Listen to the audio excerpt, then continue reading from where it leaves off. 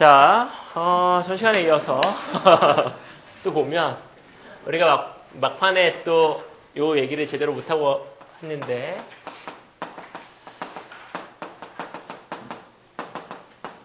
자, 전도 속도에 영향을 주는 요인이 첫 번째 뭐라고요? 예, 마리집이 있습니다. 마리집이 있는 게 없는 것보다 속도가 빠르다. 그 얘기를 더 했어야 되는데 두 번째, 전도 속도에 영향을 주는 게 뭐가 있냐면 직경. 그러니까 축사의 직경. 도선이 얇은 게 있고 굵은 게 있으면 저항이 뭐가 크지? 이게 크죠? 똑같아. 그러니까 축사기 굵기가 그러니까 축사기 직경이 작은 게 있고 이렇게 큰 게 있으면 뭐가 저항이 크냐면 작은 게 커. 그러면 저항이 크다는 얘기는 속도가 떨어진다는 얘기니까 직경이 큰 것과 작은 것 중에 누가 속도가 빠를 거야? 큰 거. 그래서 오징어 같은 아이는 마리집을 발전시키는 방향으로 진화한 게 아니고 축삭의 크기를 키우는 방향으로 진화했습니다. 그래서 오징어의 축삭은 1mm야, 직경이. 1mm면 사람 눈으로 볼 수 있을 정도의 크기죠. 그러니까 축삭의 직경을 이렇게 눈으로 보면 구멍이 보이는 거야. 엄청 크죠? 그래가지고 그 네른스트 아저씨가 열심히 실험했던 것도 오징어 축삭 가지고 실험한 거야. 눈으로 보일 정도로 크니까.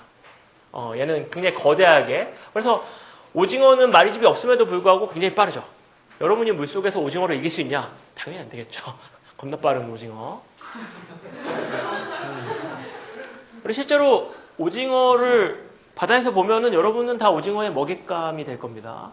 오징어가 요만한 것만 있는 줄 알죠? 우리가 먹는 거. 실제로는 고래 다음으로 큰 생물입니다. 10m짜리도 있고. 예. 그냥 뭐 여러분이 오징어한테 잡히면 그냥 간다 생각하시면 됩니다. 예, 오징어 그냥 뭐 10m짜리한테 잡혔다? 그럼 그냥 가는 거지 뭐. 그 뱃속에 이렇게 들어있겠죠. 이렇게 먹혀가지고. 무서운 아이. 그러니까 이럴 수도 있고 또 하나는 온도가 왜냐하면 온도가 왜 중요하냐면 나트륨의 확산 속도와 연관되는 부분이기 때문에 온도가 당연히 큰 게 작은 것보다는 빠를 겁니다. 그죠? 그래서 기본적으로 정원동물들이 변온동물보다 반응 속도가 좀 빠를 수 있죠. 정원동물과 변온동물의 차이 알죠? 뭐야? 정원동물이 뭐지? 정원동물? 체온이라는 게 존재하는 아이들. 항상 똑같은 온도를 가지고 있는 아이들. 정원동물의 장점은 뭐야? 항상 똑같은 온도를 가지고 있기 때문에 항상 똑같은 반응 속도를 낼 수 있습니다. 주변 환경이 어떻든 간에. 온도가 높든 온도가 터무니없이 낮든 간에. 근데 변온동물들은 온도를 스스로 유지하지 않기 때문에 온도가 낮을 때는 반응 속도가 전체적으로 떨어지는 거야. 온도 10도씩 내려갈 때마다 반응 속도는 2배씩 떨어지죠. 내려갈 때. 그러니까는 한겨울에 변온동물 같은 거 풀어놓으면 이게 엄청 느릴 수밖에 없는 거야. 신경 자극의 속도가 느리기 때문에. 그래서 개미 같은 거 냉장고에 넣으면은 이렇게 지나가는 게 눈에 띄게 현저하게 늦어집니다. 해보세요. 되게 추울 때 이렇게 춥게 만들면 이렇게 막 가다가 그냥 멈추기도 하고요. 그럼 겨울잠 자는 거일 수도 있는데, 예. 뭐 이렇게 확 온도의 변화에 따라서 변하는데 사람은 추운데 확 놔두면 몸을 막 떨면서 온도를 만들죠. 예, 그렇기 때문에 항상 똑같은 속도를 낼 수 있는 장점이 있지. 자, 그래서 이런 게 흥분의 전도 속도에 영향을 준다라는 거고요. 이번 시간에 배울 거는 흥분의 전달입니다.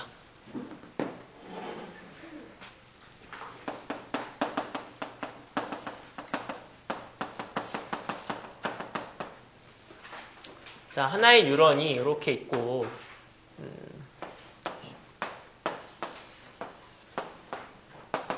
자, 이렇게 있다고 쳤을 때 여기와 요 끝을 좀 확대시켜 보면은 여기가 이렇게 생겼겠죠. 이렇게 축상 말단이 둥그렇게.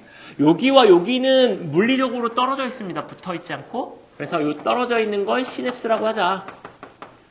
자, 정보가 시냅스를 어떻게 넘어가느냐? 두 가지 방식이 존재합니다. 첫 번째, 전기적 시냅스. 두 번째, 화학적 시냅스. 자, 전기적 시냅스는 어떻게 넘어가는 거냐면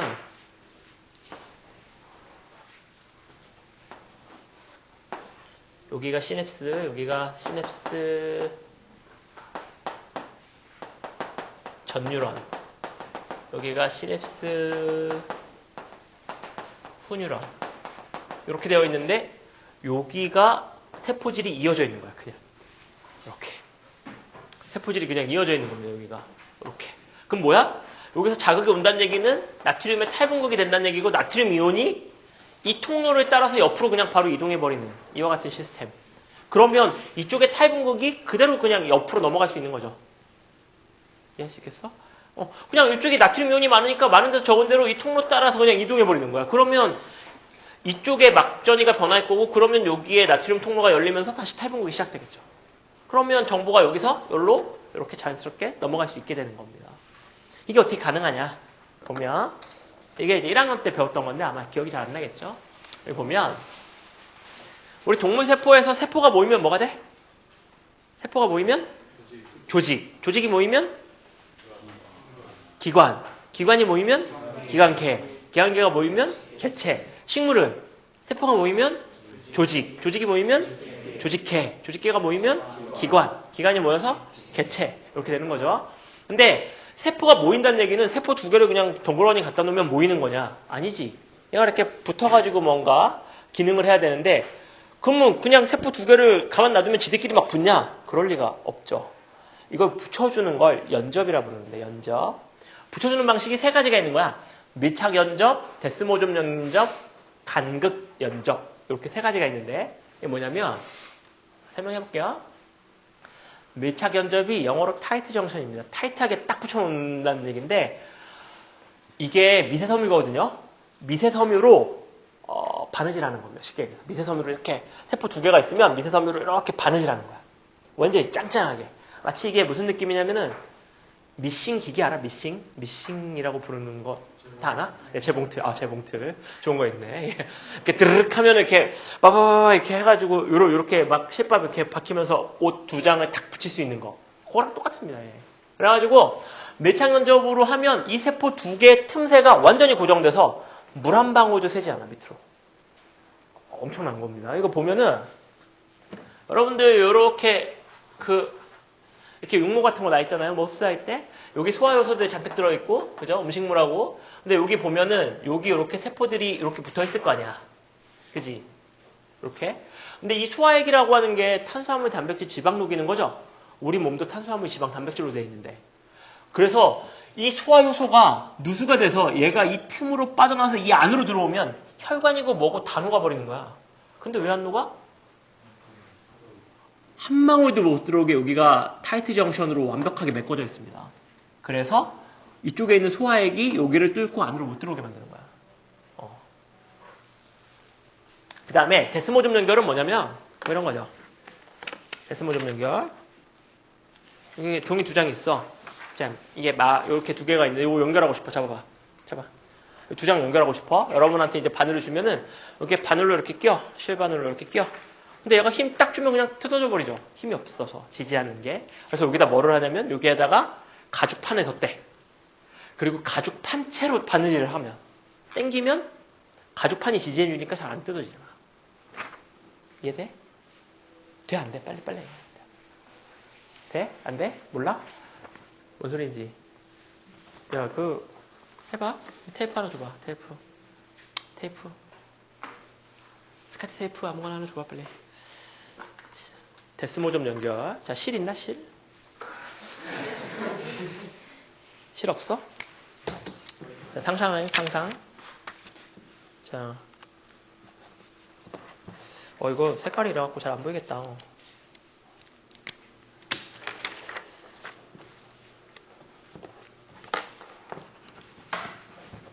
안 보이겠어. 안 보여. 자. 여기 테이프가 붙어있는 데스모좀이 이렇게 붙어있는 거야. 그래서 여기를 바느질을 그냥 종이를 하는 게 아니고 요 단단한 이게 뭐 예를 들어서 가죽 조각 같은 거라고 생각해 봅시다. 가죽을 뚫고 들어가서 이쪽에 가죽을 뚫고 바느질해서 또 이렇게. 그럼 되게 단단하겠죠. 잘 안 뜯어지겠지 이거. 그게 데스모좀 연결이에요. 그냥. 여기 보면 지지판이 있고 이 판을 기준으로 이 둘을 연결하는 건데, 그렇다고 실제로 바느질을 하는 건 아니고 판이 있고 이 판 사이에 이렇게 다리 같은 게 나와져 있어서 수없이 많은 다리들이 쫙 있어가지고 이 다리와 다리 사이에 비공 결합 때문에 되게 끈끈하게 잘 안 떨어지는 이와 같은 결합이 있고요. 근데 물은 세겠죠? 이거 딱 봐도 뭐. 예. 근데 또 하나는 마지막 연접은 간극 연접이라 그래서 이거는 아까 얘기했던 이쪽 세포질과 이쪽 세포질이 그냥 통하는 그냥 터널 같은 통로입니다. 세포질이 그냥 통해 있어.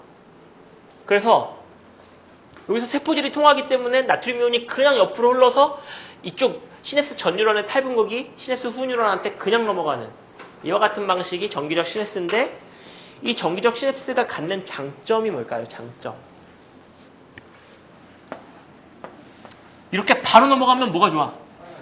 네, 속도가 빠르다. 그렇죠? 또 하나는 이게 지금 하나만 연결된 게 아니고 여러 개의 뉴런이 동시에 연결되면 이게 이렇게 동시에 연결되면 A, B, C가 동시에 똑같이 탈분극이 될 수 있겠죠. 봐봐. 여기 이렇게 있고 여기 이렇게 연결되어 있고 여기 이렇게 연결되어 있고 여기 이렇게 연결되어 있고 나트륨 이온이 많아. 그러면 나트륨 이온이 확산으로 이렇게 퍼져나갈 거 아닙니까? 그러면 여기 가는 거나 여기 가는 거나 여기 가는 거나 속도는 똑같겠지. 거리가 같으면. 그러면 무슨 얘기야? 탈분극이 이것과 연결된 뉴런들한테 동시다발적으로 한꺼번에 일어날 수 있습니다. 이렇게 주변 아이들과 동시다발적으로 한꺼번에 세트로 일어나는 거 이거를 뭐라고 부르냐면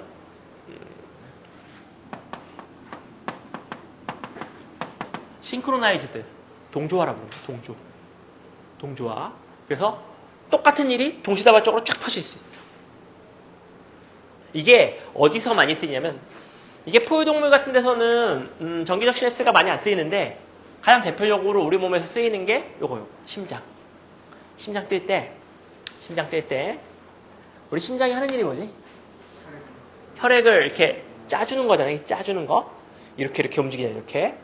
근데 심장이 각각 고유하게 각각 뛰면 어떻게 되지? 얘는 수축, 나는 지금 수축할 때가 아니라고 생각해. 얘는 뭐 쌩까고 얘는 뛰고 이러면 어떻게 되나? 이게 이렇게 되겠죠? 부들부들 떨리겠죠? 이게 꽉 짜줘야 되는데 이게 이렇게 떨리겠잖아. 그러니까 이렇게 되면 심장이 제 기능을 못해. 그러니까 심장은 자극이 오면 여기 심방에 해당하는 전체가 한꺼번에 수축해야 됩니다. 이럴 때는 정기적 시냅스로 하는 게 빨리 한꺼번에 모든 일이 동시에 일어날 때 이럴 때 되게 좋은 거야. 정기적 시냅스. 그리고 주로 좀 우리보다 신경계가 좀 미개한 무척추 동물들 미개하다는 표현은 좀 그렇네요. 좀 덜 복잡한 이것도 뭐 어느 책에 보면은 박테리아가 그러면 우수하냐? 우리가 우수하냐? 우리가 진화적으로 위에 있냐? 박테리아가 위에 있냐? 똑같은 시대를 살았으면 똑같지 않냐? 진화 정도가. 이렇게 얘기하는 사람도 많은 거죠.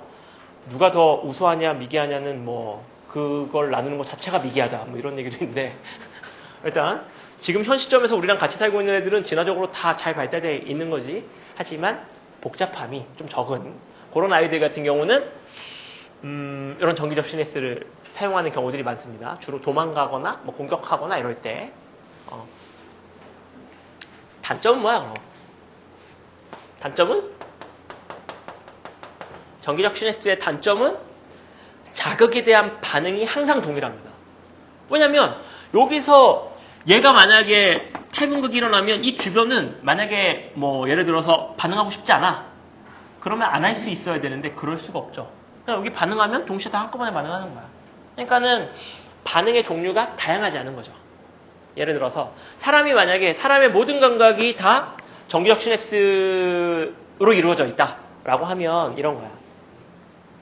내가 이걸로 얘를 누르든 이걸로 누르든 아니면 이렇게 누르든 반응이 똑같아야 돼.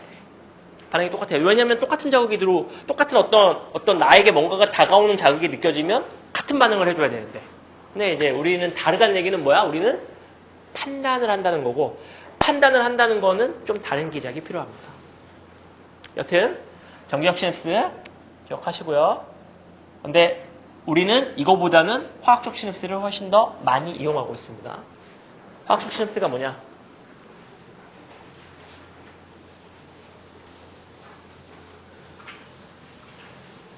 자, 봅시다. 화학적 시냅스는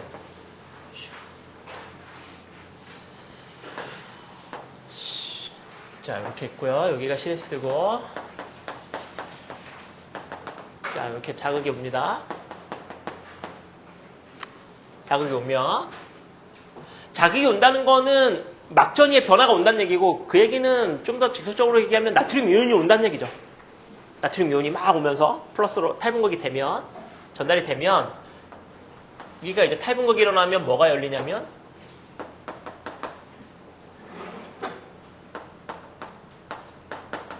전압 의존성 칼슘 통로가 열리게 됩니다. 탈분극이 되면 전압 의존성 칼슘 통로가 열리게 되고, 칼슘은 여기 보시면 세포 바깥에 1만큼 있고 세포 안쪽엔 0.0001만큼 있으니까 바깥쪽이 한 10,000배쯤 많아. 세포 바깥쪽에 되게 많습니다. 자, 그 상태에서 열리면 어떻게 되겠어? 열렸어. 자극이 딱 오면 여기 이 전압의존성 통로가 이쪽엔 없는데 축삭도기 말단에 있는 거야. 그래서 이쪽에서 열리면 칼슘이 들어오겠죠. 칼슘의 농도가 높아질 겁니다. 자, 이 축삭도기 말단에는 뭐가 있냐면요. 여기 소낭들이 이렇게 있어. 소낭들이 있고, 이 안에는 뭐가 들어있냐면 하나만 봐야지. 신경 전달 물질이 들어있습니다.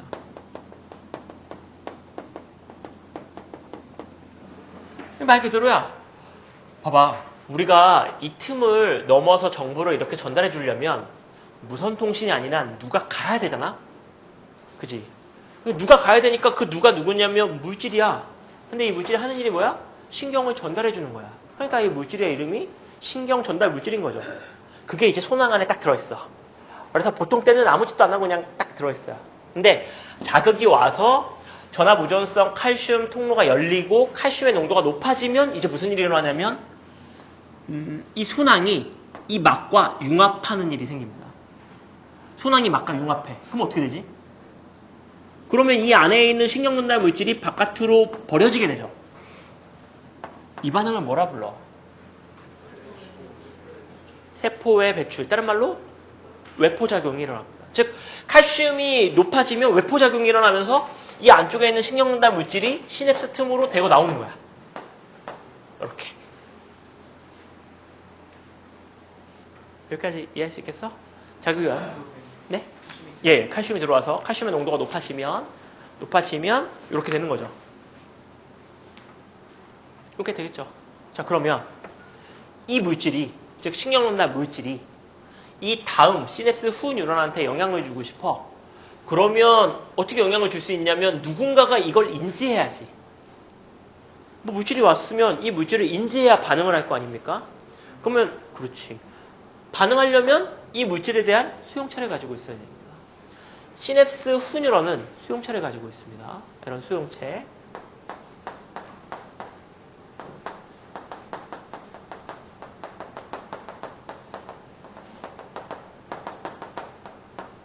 그러면 이 물질이 수용체에 달라붙으면 어떻게 자극을 넘기느냐? 두 가지 방식이 있습니다. 첫 번째, 이런 방식이 있어.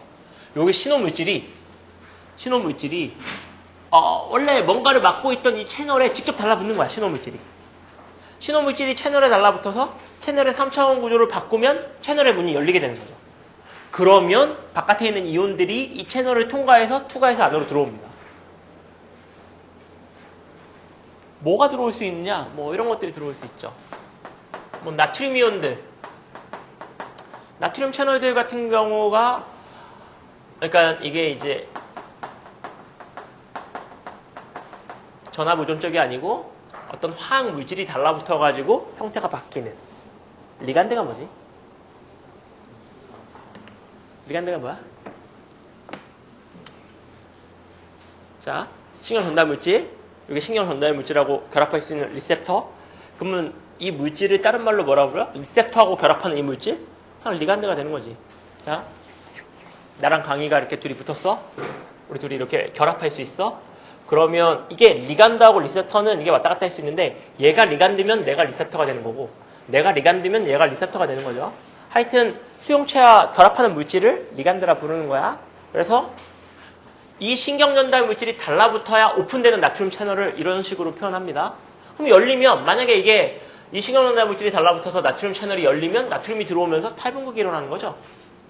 그러면 이쪽에 있는 정보가 이쪽으로 넘어올 수 있는 거지. 이런 식으로. 이온 채널을 열어서 탈분극을 유도할 수 있는 겁니다. 그러면 정보가 이렇게 넘어가는 거죠. 공간을 뛰어넘어서.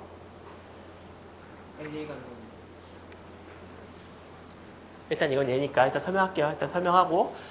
여튼 이온 채널을 열어가지고 이온이 들어오면서 흥분을 넘겨받을 수 있고, 또 하나의 방식은 이걸 리간드 개폐성 이온 통로 혹은 화학적 개폐 통로 이런 식으로 표현하는데 보시면 되겠고 프린트에 있으니까. 또 하나는 대사성 통로가 있는데요. 화학적 통로, 대사성 통로. 대사성 통로는 뭐냐면 이건 신호 전달 물질이 달라붙으면 이 자체가 이온 채널의 역할을 하지는 못해. 근데 얘가 뭐를 할 수 있냐면 옆에 있는 어떤 단백질을 활성화시킬 수 있고, 그 단백질이 다른 걸 활성화시키고, 그 단백질이 다른 걸 활성화시켜서 결국 최종적으로 이온 채널을 열리게 만드는 이와 같은 방식을 택하는 경우가 있습니다. 이와 같은 방식. 그래서 이런 사이클릭 AMP 같은, 얘가 이걸 활성화시키고 이게 이걸 활성화시키고 얘가 ATP를 사이클릭 AMP로 바꾸고 이게 최종적으로 어떤 이온 채널을 열게 만드는 이와 같은 역할을 할 수 있게 해주는, 이와 같은 신경전달 물질이 이와 같은 역할을 할 수도 있다. 이런 거죠. 해가지고 최종적으로 얘가 활성화되면 이온 채널이 열린다거나 이럴 수 있다는 얘기죠. 간접적인 방식이죠. 아까는 이온 채널에 달라붙어서 그냥 이온의 문을 바로 열어버리는 거고, 이거는 돌려서 얘기하는 거지, 쉽게 얘기해서.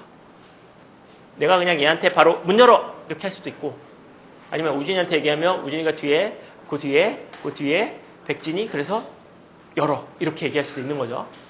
근데 우리 몸에서 이렇게 여러 단계를 거치면서 가질 수 있는 이점이 뭐지? 이게 되게 불합리해 보이잖아. 바로 얘기하면 되는데. 이렇게 단계가 많으면 장점. 첫 번째, 조절할 수 있어. 그치? 내가 바로 광희한테 열어 이랬으면 열지 말아야 되는 상황인데 망했다. 이 정도의 느낌이겠지만, 근데 이렇게 돌려서 하고 있으면 저기 백진이쯤 왔을 때 야, 하지마! 그러면 얘한테 전달 안 할 수 있는 거잖아. 조절할 수 있다. 또 하나의 장점은 이게 신호가 너무 약할 때는 신호를 증폭해줘야 되는데, 증폭하는 방법은 여러 단계를 거치는 것밖에 없습니다. 예를 들어서 이런 거지. 내가 이거 전교생한테 이 마크를 전교생한테 주고 싶어. 꼭. 자, 이 마크를 전교생한테 주고 싶어. 우리 전교생 몇 명이지? 170명. 그럼 나 혼자 줘야 되면 이거를 나 혼자 170개를 그리고 있어야 되잖아. 힘들지. 그러니까 내가 어떻게? 각 반 실장을 불러. 1학년, 2학년, 3학년 실장을 불러서 각각 실장한테 이걸 그려주고, 야, 이거 반 애들한테 전달해. 이렇게 하는 거죠. 그러면 그 실장은 이거를 20개만큼 그리기 귀찮으니까 우리 반에 학술부장, 총무, 체육부장 이런 애들 불러가지고 걔네들한테 몇 개 이렇게 그려주고, 야, 이거 똑같이 해서 반 애들한테 알려줘. 이렇게 되는 거지. 이렇게 봐봐. 몇 단계만 내려오면 내가 한 거는 6개밖에 만든 게 없어. 근데 그게 몇 단계씩 내려가면 금방 엄청난 양으로 증폭될 수 있는 거죠. 이게 이제 여러 단계를 거치는 거의 장점입니다. 귀찮지만. 그래서 두 가지 방식이 있다. 근데 뭐가 됐든, 이거든 이거가 됐든, 여튼 최종적인 목적은 채널을 여는 겁니다. 그러면 어떤 채널을 여느냐에 따라서 반응이 좀 달라질 수 있는데, 자, 나트륨 채널 같은 걸 연다. 그래서 나트륨의 이온량을 늘리게 할 수 있는 어떤 채널이 열린다. 그러면 탈분극이 되나 과분극이 되나, 나트륨이 들어오면. 우리가 마이너스 70에서 마이너스 50 정도가 되면 나트륨 채널이 열리면서 이제 다시 새로운 자극이 시작되는 거잖아요. 근데 나트륨이 들어오면 이 막전이가 위로 올라가죠. 플러스가 들어왔으니까. 그러니까 이렇게 되면 새로운 탈분극이 시작될 겁니다. 즉, 흥분을 유도한다는 얘기죠. 탈분극되는 걸 흥분이라고 표현하니까 흥분을 유도하는 거야. 그러니까 이와 같은 채널이 들어오면 흥분을 유도합니다. 즉, 여기에 들어있는 신경전달 물질이 신경전달 물질이 나트륨 채널을 열어서 나트륨을 들어오게 해서 흥분을 유도할 수 있으면 이 신경전달 물질을 흥분성 신경전달 물질이라 하자. 흥분성. 그리고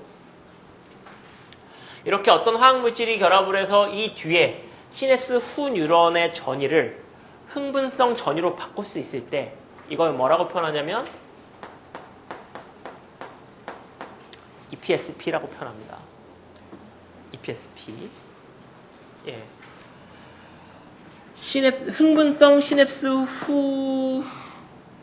흥분성 시냅스 뭐야? 거기 뭐라고 써놨어? 흥분성 시냅스 후전이. 갑자기 생각. 그러니까 어떤 화학물질이 달라붙어서 탈분극을 일으킬 수 있을 때 흥분성 시냅스 후전이라 부릅니다. 자, 근데 어떤 채널도 열리냐면 이거 봐봐. 이런 게 들어오게 만들어. CL- 같은 거. 채널의 종류가 많으니까 CL- 같은 게 들어오면 어떻게 되지? 그러면 이 휴지전이가 위로 올라가 밑으로 더 떨어져. 음전화가 내려오니까 막전이가 더 밑으로 내려가겠죠. 그러면 우리는 언제가 돼야 반응하냐면 마이너스 50이 돼야 반응하는데 70에서 밑으로 더 떨어지면 과분극 상태가 되죠. 즉 반응을 안 하게 되지. 이랬을 때 뭐라고 표현하냐면 억제성 시냅스 후전이가 형성된다 라고 표현합니다. 억제성 시냅스 후전이. 예. 익사이트, 이니비트 이렇게 얘기하는 거죠. 그러니까는 어떤 채널이 열리느냐에 따라서 EPSP가 형성되기도 하고 IPSP가 형성되기도 합니다.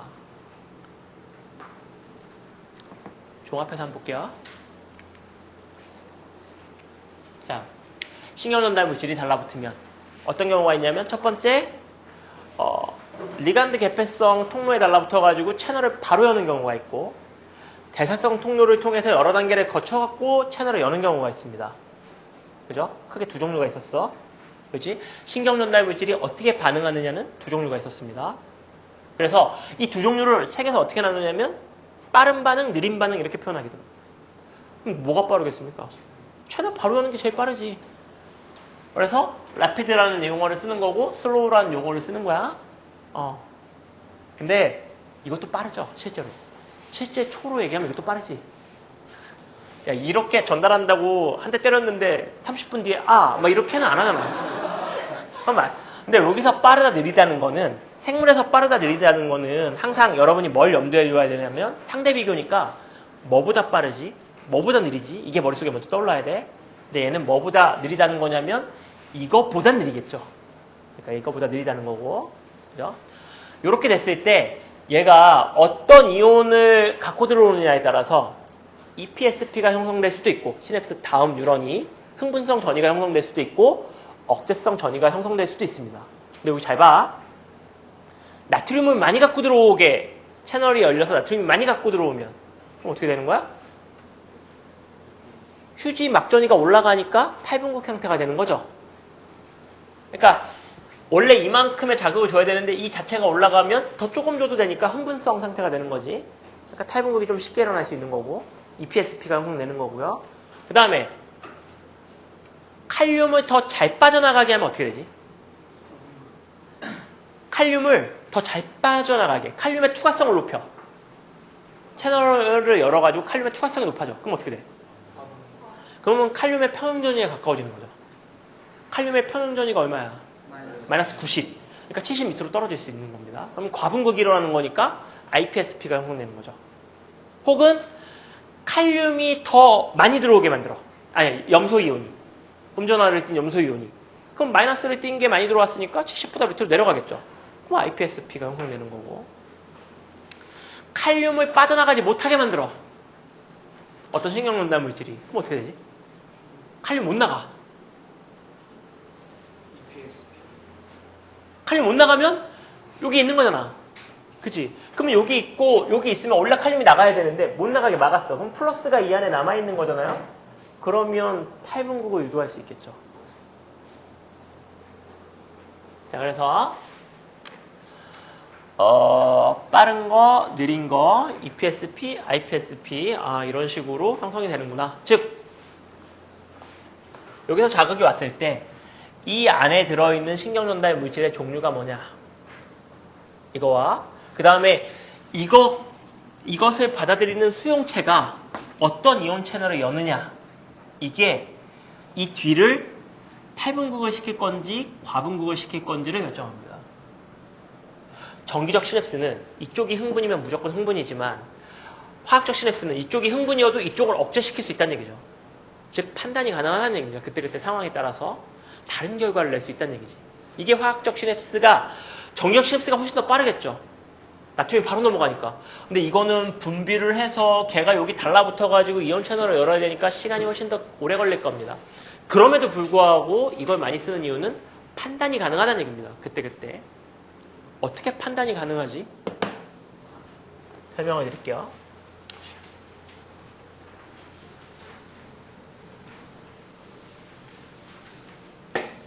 자.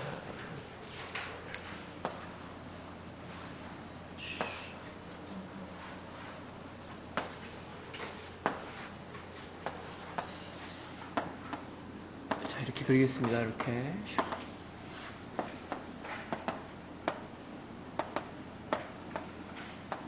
자, 여기 뾰족뾰족하게 튀어나온 거, 요거 다 제가 수상돌기를 그려놓은 거고요.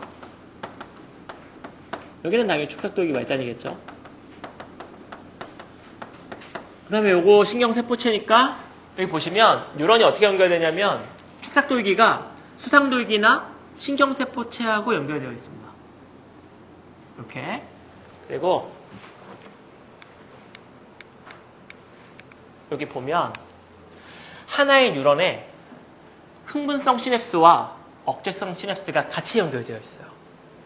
같이. 예. 흥분성 시냅스도 연결되어 있고 억제성 시냅스도 연결되어 있습니다. 여기서도 노란색하고 파란색으로 보여볼게.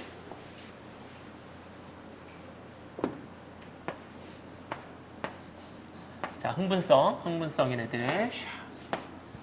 억제성.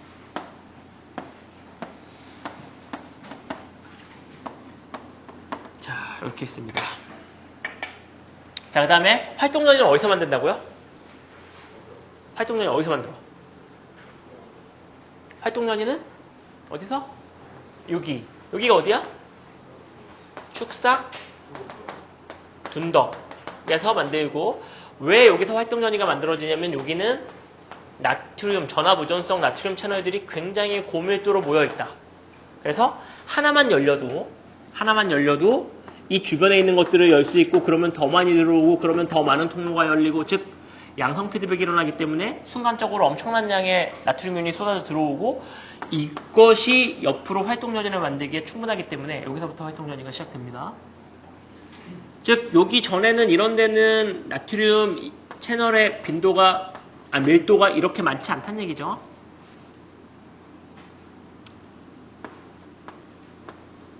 자, 한번 봅시다. 여기서 신경전달 물질이 쭉 왔어요. 쭉 왔어. 그래서 여기서 뿌려줬더니 얘가 노란색이니까 뭐를 열었냐면 나트륨 채널을 열었습니다. 그래서 나트륨 이온들이 막 들어왔어요. 근데 이거 하나만으로는 여기까지 여기에 역체를 일으킬 만큼 충분한 양의 나트륨이 도달이 돼야 되는데 그게 안 돼. 이게 너무 약해. 너무 들어오는 양이 미미해. 그래서 가다가 씹혔어요. 이해되죠? 가다가 씹힐 수 있지. 그지? 자, 근데 얘하고 요거 각각 하나하나는 역치 이상의 자극이 아니라고 칩시다. 하나하나는 들어올 수 있는 나트륨의 어떤 숫자에 제한이 있기 때문에 이거 하나만으로는 여기까지 도달하기에 충분한 나트륨을 펌핑할 수가 없어. 들어올 수가 없어. 이 가정 이해되죠? 자, 근데 얘하고 어떤 상황이 됐을 때, 어떤 자연환경의 변화가 이것을 동시에 열었다 칩시다. 동시에. 그러면 여기서도 나트륨이 들어올 거고 여기서도 나트륨이 들어오겠죠. 근데 이 나트륨 이온과 이 나트륨 이온이 물질적으로 다른 게 아니지. 그러면 이 나트륨의 이게 동시다발적으로 들어오면 나트륨의 숫자들이 합쳐지겠죠. 예를 들어 볼게요. 자, 여기 예를 들어서 나트륨 이온이 20개 정도 도달을 하면 이 중에 하나가 열리고 축삭둔덕에서는 나트륨 채널이 하나만 열리면 그냥 끝나는 거야. 활동전이 만들어지는 겁니다. 자, 근데 여기서 이 공간을 거쳐가는데 손실이 되는 게 있기 때문에 최소한 여기서 뭐 예를 들어서 한 100개쯤은 들어와야 여기서 이렇게 사방으로 뿌려주고 여기까지 20개가 도달할 수 있다고 칩시다. 되겠죠? 근데 하나를 열면 40개밖에 안 들어와. 그러니까 여기까지 20개가 도달이 안 되는 거야. 또 하나가 열려, 이거 각각이 40개씩밖에 못 여는 거야. 근데 3개가 동시에 열리면 한꺼번에 120개가 쫙 들어오면서 여기까지 도달하는 게 20개가 넘게 되겠죠. 그러면 역치 이하의 자극인 것들이 모여서 활동전이를 만들어낼 수 있다는 얘기입니다. 이런 걸 뭐라고 표현하냐면요.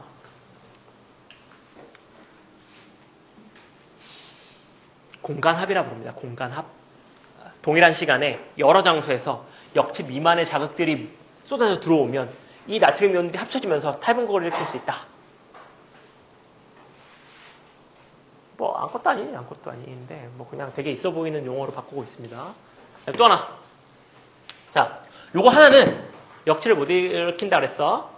근데 얘가 짧은 시간을 두고 빠박 이렇게 이 하나가 다른 거 반응 안 하고 이 하나가 짝짝짝 동시에 3번 자극하면 어떻게 되지? 그러면 40개 들어오니까 120개 들어온 거랑 똑같죠. 역치 미만의 자극이 굉장히 짧은 시간 텀을 두고 빠바박 자극하면 활동을 일으킬 수 있다. 이해됩니까? 근데 이 시간 텀이 길면 안 돼. 왜 길면 안 되지? 그치. 이게 중요한 게 여기까지 20개가 도달해야 되는 거야. 19개만 오면 아무 일이 일어나지 않습니다. 그렇죠? 그러니까 여기에서 이 나트륨 이온들이 들어와가지고 이 나트륨 이온이 뿔뿔이 흩어지거나 아니면 바깥으로 퍼져서 없어지기 전에 충분한 양의 나트륨이 들어와야 이게 확산으로 쫙 퍼져가면서 밀릴 수 있는 거지. 그러니까 굉장히 짧은 시간을 두고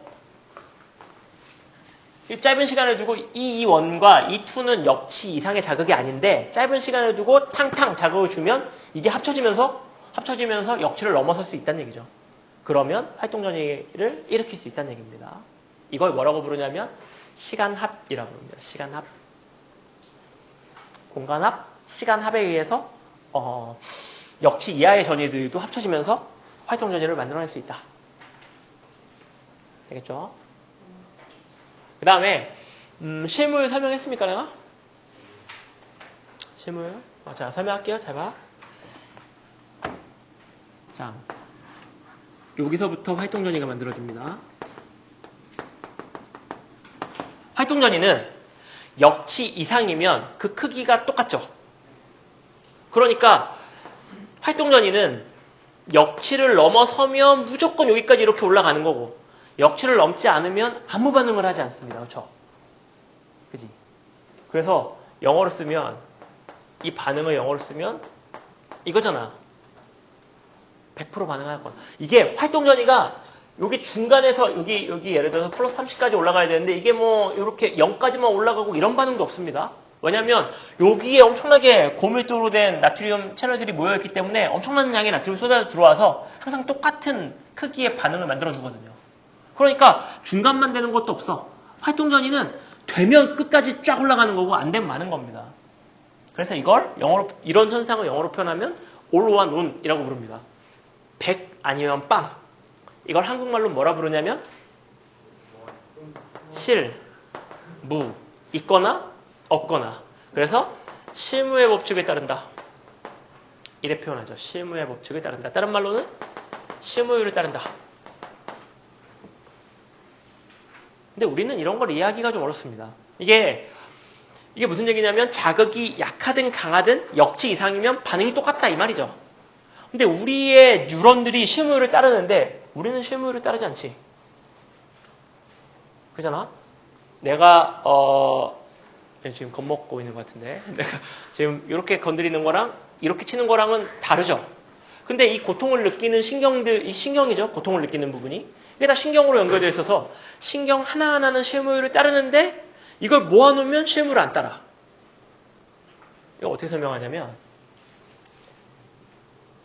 우리 근육도 마찬가지입니다. 근육도 약간 순대처럼 생겼어요. 여기 보면은 순대 당면처럼 이렇게 생겼어. 이렇게.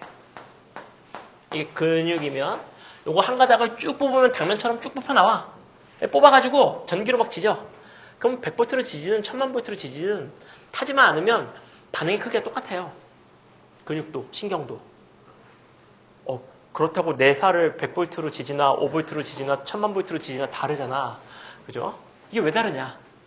그러면 여기 보면 센 자극과 약한 자극을 어떻게 구분하냐면 실물을 따르는 애들이 이 각각의 역치가 달라요. 얘는 역치가 1, 얘는 역치가 2, 얘는 역치가 1.5, 얘는 역치가 3, 얘는 4, 얘는 5, 얘는 6 이런 식이야. 그러니까 자극을 이만큼 주면 반응 몇 개 하는 거야? 이렇게 3개 하는 거죠. 자극을 10만큼 주면 반응하는 숫자가 많아지는 거지. 이걸로 자극의 세기를 결정합니다. 우리 이렇게 할 때는 큰 자극이냐 약한 자극이냐. 근데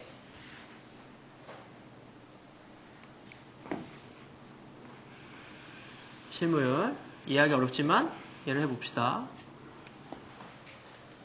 그 다음에 그래서 뭐 이게 대충 감은 잡힙니까? 이게 역치 이상이면 정점 찍고 역치 이하면 아예 반응 안 한다. 실물을 따른다. 활동전이는. 근데 이쪽은 봐봐. 여기 활동전이 생기기 전에는 이게 뉴런이 하나 자극하냐, 2개 자극하냐, 3개 자극하냐에 따라서 들어오는 이온들의 숫자가 달라지잖아. 그러니까 활동전이가 생기기 전 이만큼 부위에서 생기는 어떤 막전이의 변화는 자극을 많이 받으면 자극의 세기가 쫙 커질 거고요. 그죠? 자극을 조금 받으면 자극의 세기가 약할 겁니다. 즉 활동전이 이전에 생기는 전이는 실무율을 따르지 않죠. 그래서 이게 축삭둔덕에 오면 실무율을 따르는 활동전이로 바뀌는 겁니다. 그 다음부터는 크기가 일정하게 쭉 가는 건데 그 이전은 전이의 크기가 자극에 따라서 달라. 이걸 뭐라고 부르냐면 차등전이라고 부르죠. 이걸 왜 설명하고 있냐면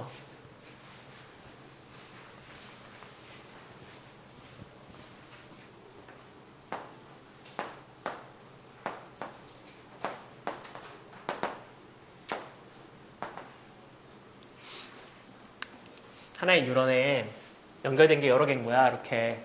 그러니까 흥분성도 있고 억제성도 있고 막 뒤섞여 있어. 아까 시간합, 공간합은 흥분성의 경우를 가지고 얘기를 한 거고 이제 흥분성과 억제성이 동시에 섞여 있을 때 이게 동시에 자극을 받으면 예를 들어서 신경세포체가 있고 이렇게 있는데